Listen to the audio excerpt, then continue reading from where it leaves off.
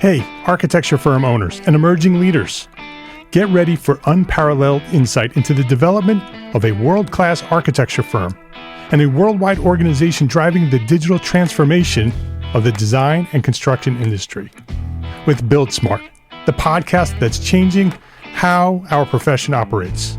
We share the incredible stories behind innovation in the building industry with my friend and co-host, Patrick McLeamy, FAIA, former CEO of the international architecture firm, HOK. You know, Yamasaki's office or firm lasted during his lifetime. And when he passed away, I think that was the end of the Yamasaki office. Helmut did not want that. He wanted a firm that would live out and grow beyond the founders. In Season 1, discover the untold stories behind HOK's meteoric rise, from 150 employees in St. Louis to a powerhouse with over 1,900 staff members and 27 offices worldwide. You know, they weren't as polite as the Kojima people. That was just boom. And anytime you have a creditor, whether it's Kojima or the bank, that wants their money, unless you can raise money someplace else, you are out of business. Bankrupt. And hold on tight for Season 2, where Patrick takes us on a new adventure as chairman of Building Smart International, shaping the future of digital transformation in the design, construction, and operation of built assets. Ian Howell, Ken Harold, and I, Ken was my technical representative from HOK. The three of us took a tour of Europe of 5 cities in 5 days. Very busy time. Simply follow the link in the show notes to subscribe to Build Smart now and uncover lessons that will transform you and your architecture firm.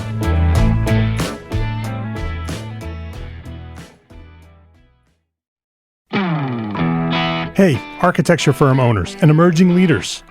Get ready for unparalleled insight into the development of a world-class architecture firm and a worldwide organization driving the digital transformation of the design and construction industry. With Build Smart, the podcast that's changing how our profession operates. We share the incredible stories behind innovation in the building industry with my friend and co-host, Patrick McLeamy, FAIA, former CEO of the international architecture firm, HOK. You know, Yamasaki's office or firm lasted during his lifetime. And when he passed away, I think that was the end of the Yamasaki office. Helmut did not want that. He wanted a firm that would live out and grow beyond the founders.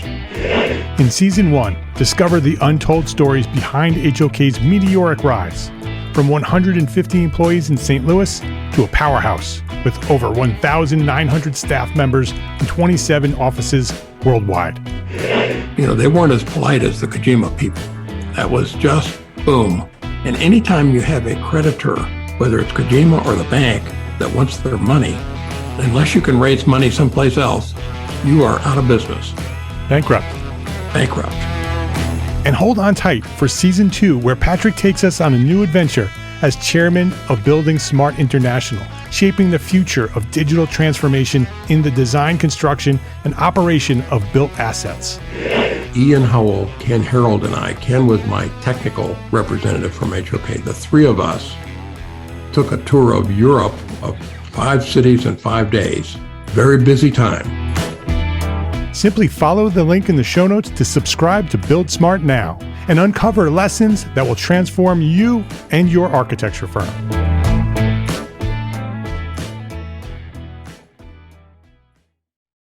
Entrepreneur Architect Podcast, Episode 43.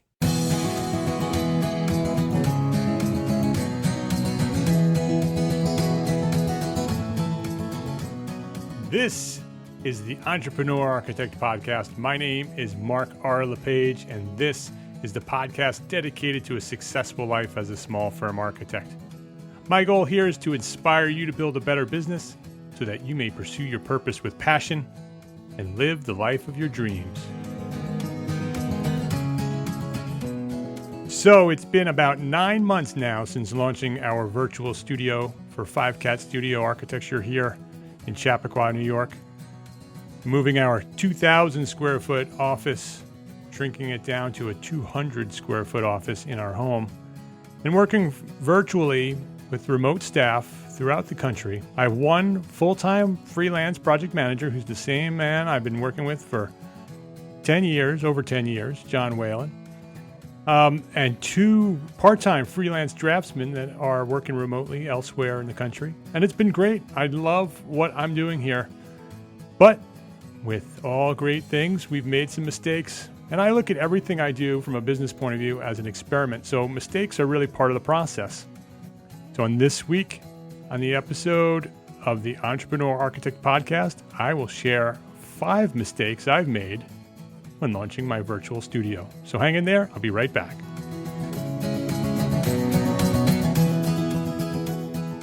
This episode of the Entrepreneur Architect Podcast is brought to you by Entrepreneur Architect Academy.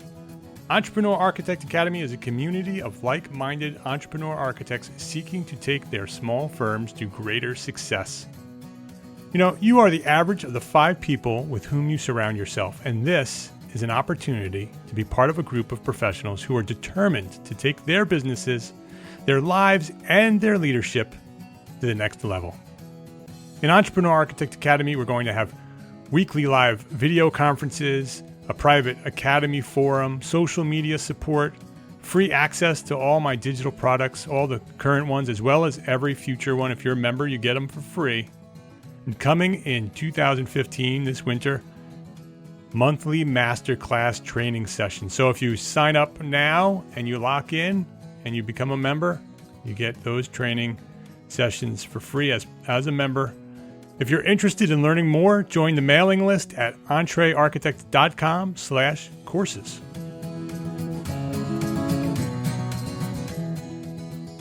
So let's get into my story here at 5 Cat Studio. 5 Cat Studio is my residential architecture firm. We're based in Westchester County, New York, about 40 minutes north of New York City. I'm partners with my wife, Anne-Marie McCarthy. She is an exceptional architect as well. And together we make the perfect architect because she loves architecture and design, and I love business. So the two of us together really, really make a great pair. And, you know, like I said in the beginning of the show here, we moved after 11 years in a 2,000 square foot studio in Pleasantville, which is a village about 10 or 15 minutes away. We moved that big studio to our home, which is where 5 Cat Studio was born. So we just brought it home, and we built out a new studio for me. Anne-Marie has always worked from home, so she's had her own studio all these years. And I've built a new studio here, about 200 square feet for myself. And it's working out great. I love what I'm doing. I love having people working remotely. I love the flexibility of what I can do. But like I said, every great experiment has some mistakes. So today I'm going to share 5 mistakes I made when launching my virtual studio. So the first mistake, and I've talked about this in other episodes, the first mistake is my paperless studio is stacking up. My paperless studio is stacking up. I have piles waiting to be scanned and filed all over the studio.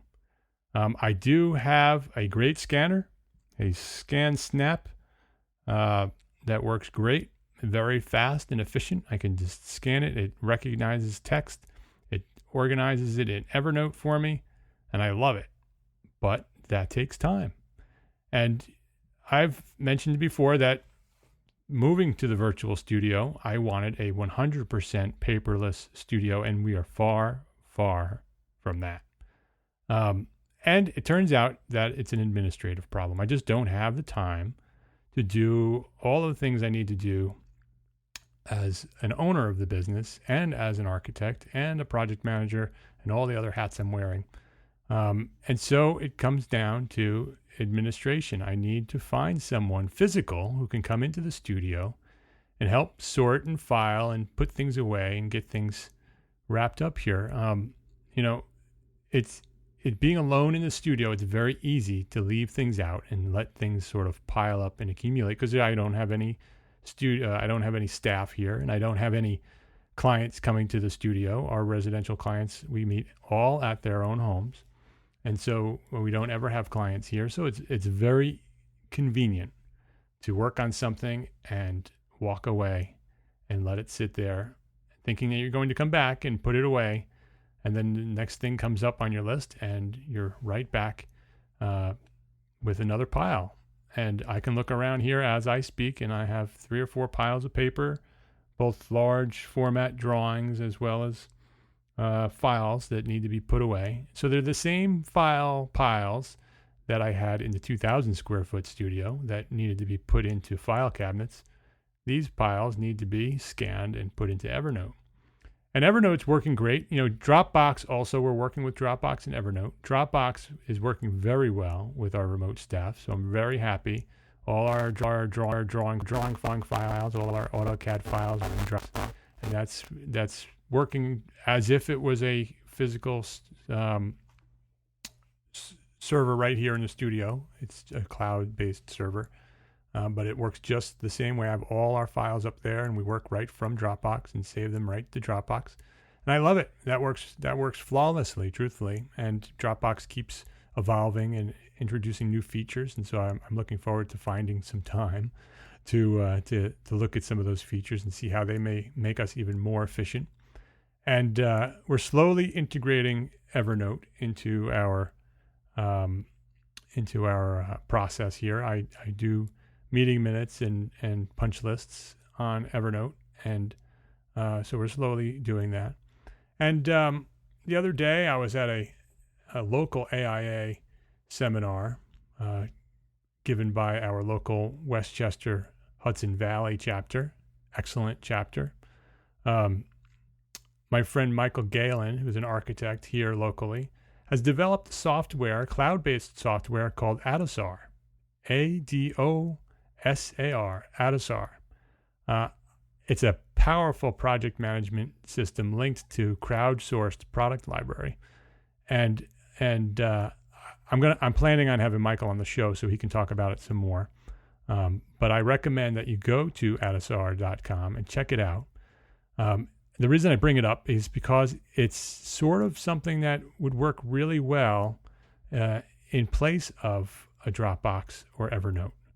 It puts everything into a really easily organized system, and it has a product library that's crowdsourced by all the users who use the system. So whenever you spec a product, you put it into the library, and then other people can also find that product. And the crowd constantly updates them and makes, if they're obsolete, they get canceled. And so it looks great. I spoke to Michael about it several years ago when he first started developing it, and it's come a long, long way. And so I wanted to share it here on the show and check it out. Let you check it out.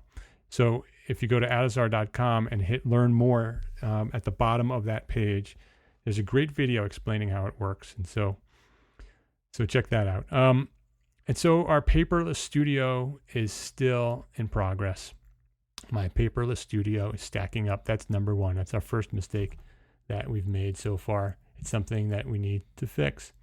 Number two, I have superhero syndrome. Yes, it's true. I have superhero syndrome.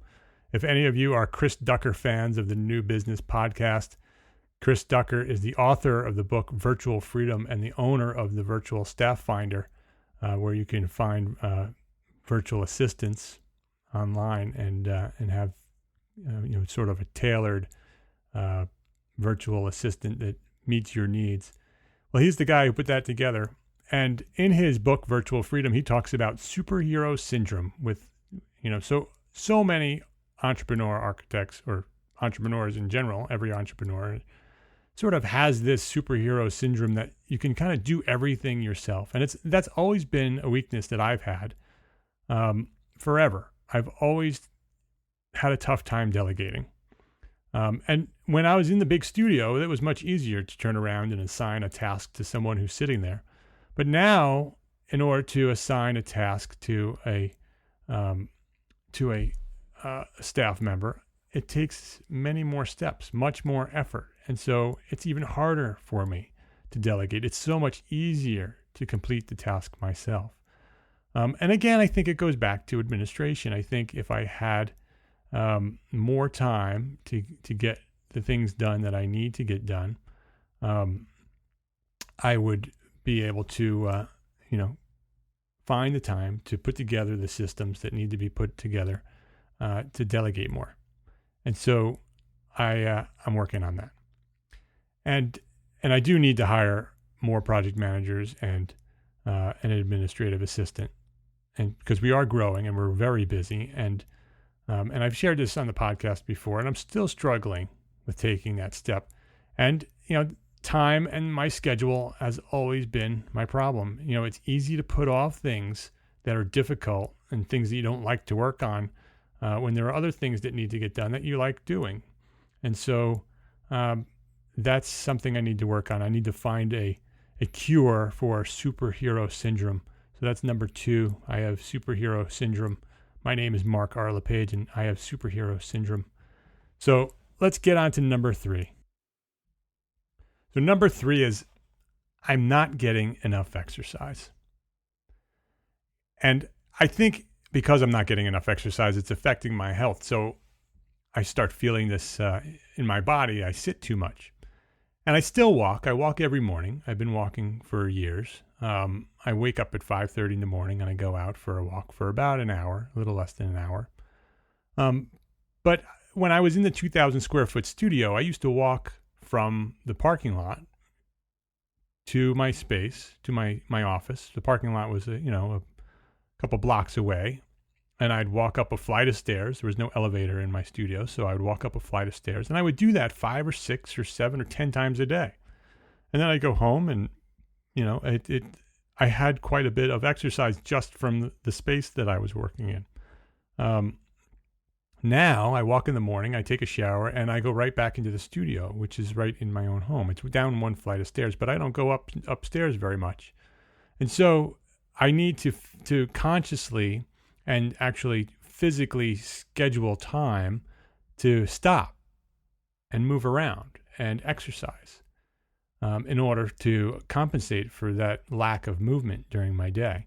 I feel it in my legs and in my arms. I'm getting stiff and things are not working the way they should work. And so I may need to integrate more exercise into my day and schedule it into my day and do more, physical exercise, more than just getting up and walking around, but actually schedule some exercise in the middle of the day, which is not going to be easy because I don't have the time to do that. And winter's coming, so walking is going to become very, very difficult. So I see a gym membership in my future where I will have to schedule some time to maybe go to the gym midday, sort of take some time off during the middle of the day and go over to the gym, which is about a 10-minute drive. It's no big deal. And do some physical activity over there, because with winter coming, walking is going to become difficult. I still walk through the winter, but when it's super cold or when it's snowing, I don't. And I don't want to stop. So that's something that I think with a virtual studio, with a home-based studio, that's something that's very difficult to stay on top of, keeping your health in check and sleeping enough and getting enough exercise, eating properly. Those are the things that sort of slip past when you're at home now. When you were in the studio, you'd stop at the same time every day and go get lunch. And you go down those stairs and you'd eat lunch and you'd walk around the village, and then you come back and you go back up those stairs. And so it was sort of built into your day, into your lifestyle. And now my lifestyle is very different. And so that's something that I need to work on and figure out how to solve that problem, because it is a problem and I need to fix that. So that's number 3. I'm not getting enough exercise. That's number 3 of my 5 mistakes I've made when launching my virtual studio. So let's get into number 4. Number 4, and many of you will probably chuckle when I say this, I'm spending too much time on email and social media. Yes, all my social media friends right now are chuckling. I work hard at scheduling my days to get everything done. And I do follow my rules that I shared on episode 40, entrearchitect.com/episode 40, my 4 simple steps to getting things done. I schedule everything I do. But if you're a subscriber to my newsletter, you know from my last letter that I sent to you last Thursday or Friday morning, that I have a new, quote, no nights schedule. I'm not working nights anymore. And I built 5Cat Studio during the night. I work at 5Cat. I built Entrepreneur Architect during the night. I work at 5Cat Studio during the day. And then I put my kids to bed. And then after my kids go to bed, I sit down and I get to work on Entrepreneur Architect.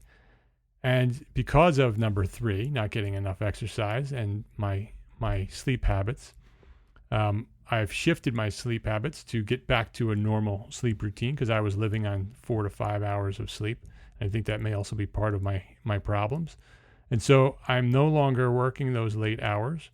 I'm hitting the pillow at 9 o'clock and lights out at 10. So Entrepreneur Architect is not stopping. It's something that I'm passionate about, and I want it to grow, and I want it to be something that others will benefit from. And so I will not stop Entrepreneur Architect or anything I'm doing here. It's only going to get better and grow more. And so that's going to require me to get back to my schedule and get back to my 4 simple steps for getting things done and figuring out how to do this, and to make it even worse on my schedule, with the Academy launching on September 8th, my time is even more precious because I'm going to have, I'm dedicating a lot of time to Entrepreneur Architect Academy, and I want to serve those members very well. And so I'm going to have to figure out how to do that. And the email is another problem. So, I get at least 200 emails per day, between Entrepreneur Architect and 5Cat Studio.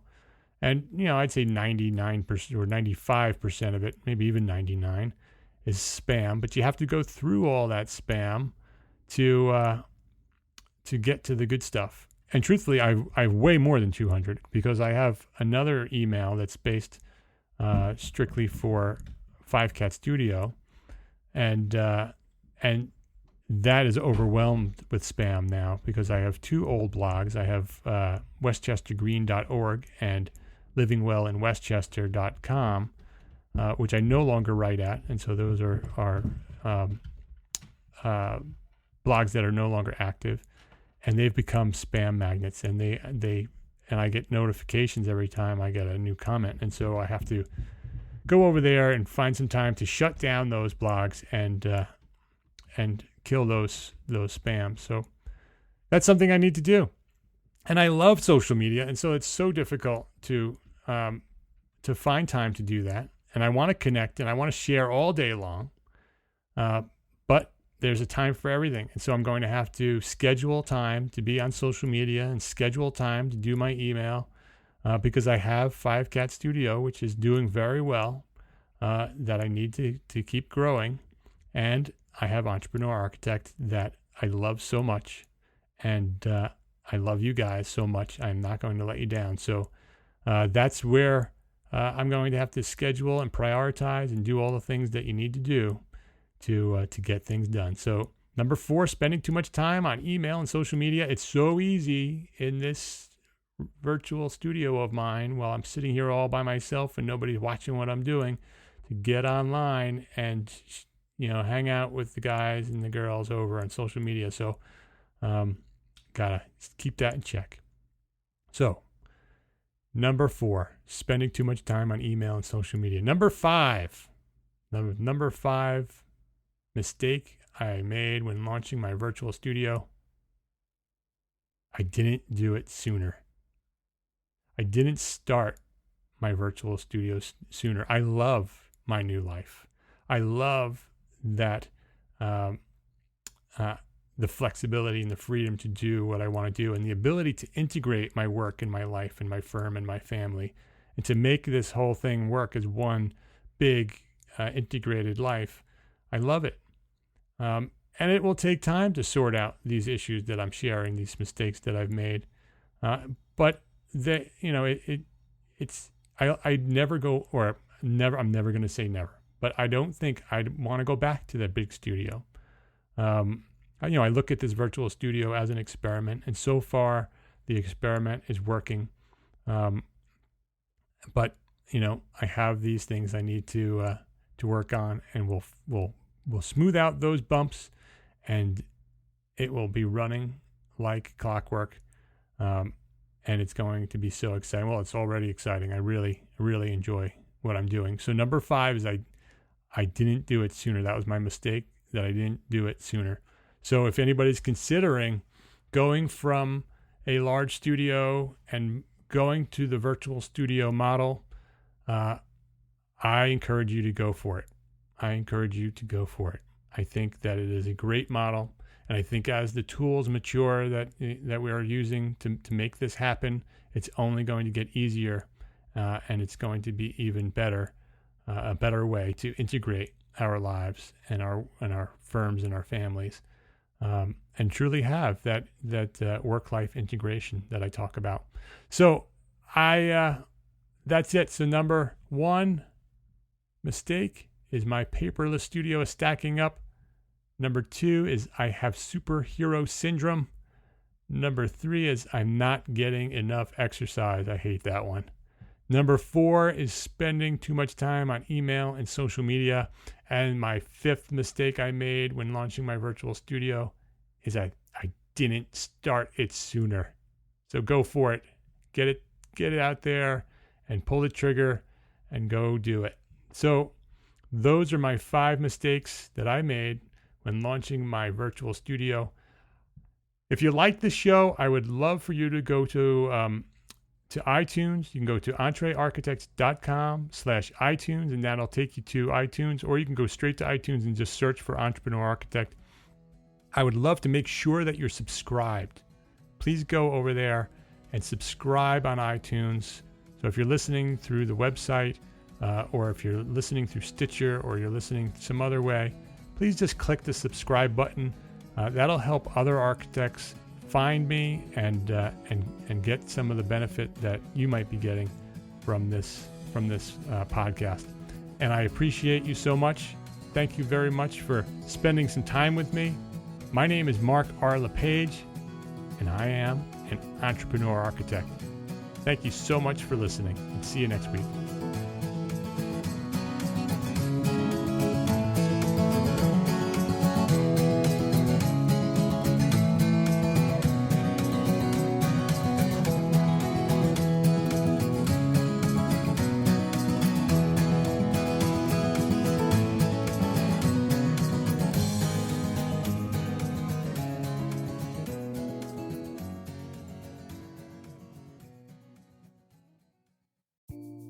Imagine earning continuing education credits while doing exactly what you're doing right now. Well, you can. Gable Media has revolutionized the way you earn your continuing education credits with a groundbreaking approach. Forget running around town and scouring the internet for credit-worthy courses. Fulfill your CE requirements effortlessly by listening to engaging podcasts just like the one you're listening to now. Our podcasts are designed to educate, entertain, and inspire, all in a user-friendly environment. But wait, there's more. Architects, Gable Media is also approved as an AIA continuing education services provider. Upon completion, we handle everything, from reporting your hours directly to the AIA to storing your certificates in your personal Gable Media profile for your self-reporting needs. So follow the link in the show notes and start earning your credits in the most innovative and entertaining way possible with Gable Media.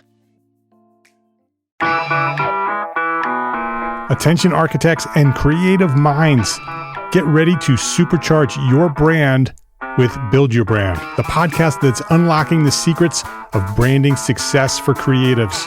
Hey there, it's Mark R. LePage, founder of Entre Architect, and I'm inviting you to join my friend, architect marketing expert Jeff Eccles at Build Your Brand podcast, where he explores the captivating stories of the world's top brands and transforms their lessons into powerful moves for small firm architects and creatives like you. In Season 1, Jeff shares the thrilling tale of Southwest Airlines, where he dissects their journey to the summit and distills it into strategies tailor-made for you. It's important to keep in mind that companies like Southwest compete in the real world. just like you, and face real-world challenges, just like you. You might be surprised at how similar those challenges are to the struggles that you grapple with on a day-to-day basis. Don't miss out on your blueprint for success. Subscribe, tune in, and let's build your brand together. You may have noticed that the very best brands in the world are also known for having somewhat unique corporate cultures. That's often the glue that holds everything together when they encounter those rough spots. We don't do it because it inconveniences the passengers to whom we are primarily dedicated, the short haul, frequent flyer. Follow the link in the show notes to subscribe to Build Your Brand today. Remember, no matter the size, the journey's the same. Your brand's journey to the top starts here.